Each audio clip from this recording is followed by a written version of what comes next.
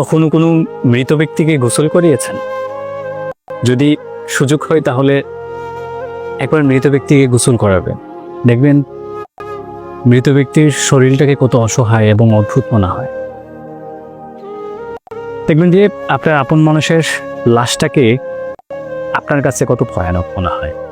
কখনো সুযোগ হলে লাশ পাহারা দিল, তখন দেখবেন যে আপনার আপন মানুষটাকেও আপনার কাছে ভয়ের কারণ মনে হবে।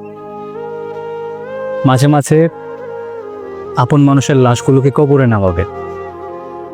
দেখবেন যেই মানুষটার সাথে আপনি চলেছেন, হাতে হাত রেখে আড্ডা দিয়েছেন, চায়ের কাপে চুমুক দিতে দিতে কত গল্প করেছেন, সেই মানুষটাকে যখন আপনি কবরে নামাবেন তখন আপনি বাস্তবতা বুঝতে পারবেন যে একই পথ তো আমারও ধরতে হবে।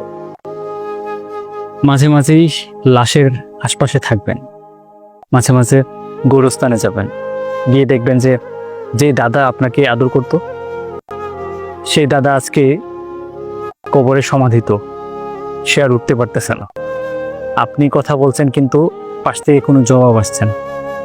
আপনার যে মা আপনাকে এত আদর যত্ন করে বড় করেছে, সেই মায়ের কবরের পাশে গিয়ে দেখবেন সেই মা আর আপনার সাথে কথা বলে না।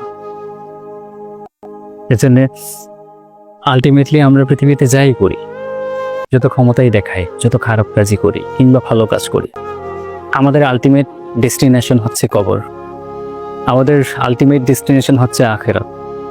এর জন্য দুনিয়াতে থাকতেই আখেরাতটাকে মসৃণ করার চেষ্টা করে।